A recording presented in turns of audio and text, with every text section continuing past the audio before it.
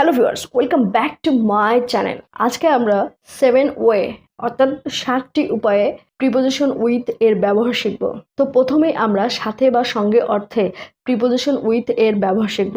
যেমন সে তার পিতামাতার সাথে থাকে, সে তার পিতামাতার সাথে বা সঙ্গে থাকে, তার মানে কি একই সাথে থাকে। তাহলে সেক্ষেত্রে she lives with her parents, she lives with her parents. আমি চায়ের সাথে দুধ পছন্দ করি না, I don't like tea with milk, I don't like tea with milk.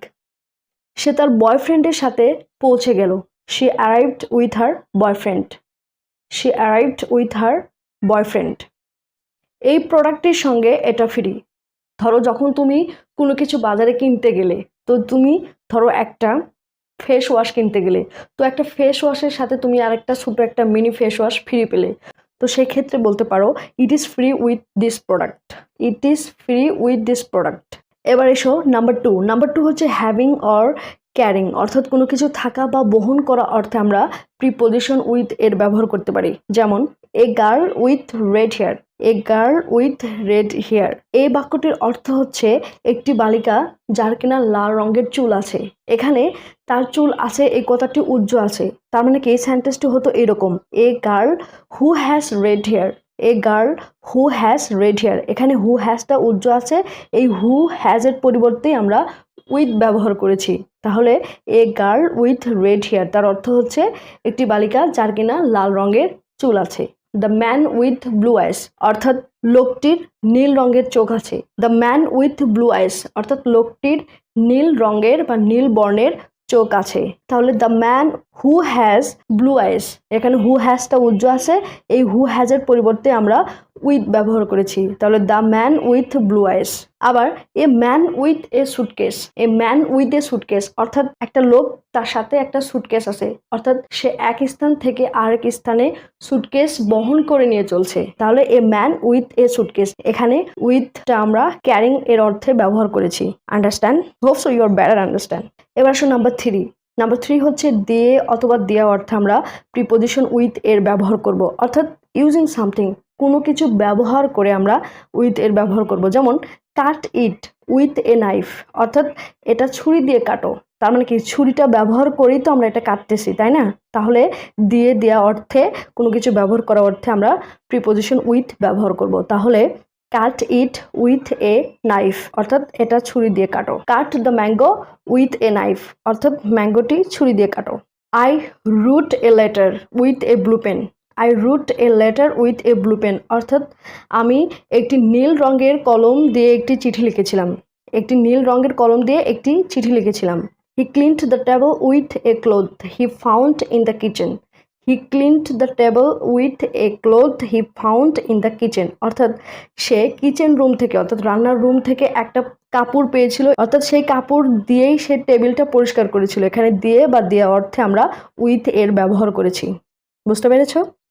তাহলে he cleaned the table with a cloth he found in the kitchen, কাপড়টি ব্যবহার করে, তার মানে ইউজিং সামথিং। আবার I killed the snake with a stick, I killed the snake with a stick, আমি একটা লাঠি দিয়ে সাপটিকে মেরেছিলাম। Understand? Hope so you are better understand. এবার আসো নাম্বার ফোর হচ্ছে সহ অর্থে আমরা প্রিপোজিশন উইথ এর ব্যবহার করতে পারি। যেমন I saw the girl with a baby too, I saw the girl with a baby too অর্থাৎ একটি বেবি সহ আমি মেয়েটিকে দেখেছিলাম। Please get me a burger with some extra sauces, please get me a burger with some extra sauces অর্থাৎ আমার জন্য অতিরিক্ত সস সহ একটি বার্গার আনো, আমার জন্য অতিরিক্ত সস সহ একটি বার্গার আনো। Please get me a burger with some extra sausages. এখানে গেট অর্থ কোনো কিছু আনা অর্থে ব্যবহার করা হয়েছে। তো গেট নিয়ে একটি বিস্তারিত ক্লাস আমি অলরেডি আমার চ্যানেলে আপলোড করেছি, তো তুমি যদি সেটা দেখে না থাকো তাহলে আমি এই ভিডিওটির ডেসক্রিপশন বক্সে সেই গেট ভিডিওটির লিঙ্ক দিয়ে দিব, তুমি সেখান থেকে প্রবেশ করে বা সেই লিঙ্কে ক্লিক করে দেখে নিতে পারো। It's your option. তো এবার আসো 5 নম্বর রুল, সেটা হচ্ছে নিয়া বা নিয়ে অর্থে আমরা প্রিপোজিশন উইথ এর ব্যবহার করব। যেমন they went there with a car, they went there with a car, অর্থাৎ তারা সেখানে একটা গাড়ি নিয়ে গিয়েছিল। The man is not happy with his wife, the man is not happy with his wife, অর্থাৎ লোকটি তার স্ত্রীকে নিয়ে সুখী নয়। এবার আসো নাম্বার 6, অর্থাৎ কোনো কিছু কভার বা ফিল অর্থে আমরা প্রিপোজিশন উইথ এর ব্যবহার করব।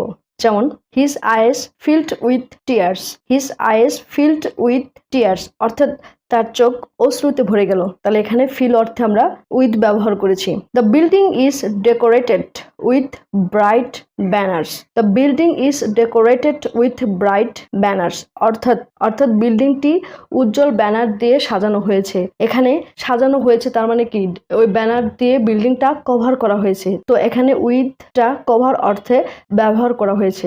এবার 7 এবং লাস্ট রুল, সেটা হচ্ছে ডেসপাইট সামথিং, অর্থাৎ সত্ত্বেও অর্থে আমরা প্রিপোজিশন উইথ এর ব্যবহার করব।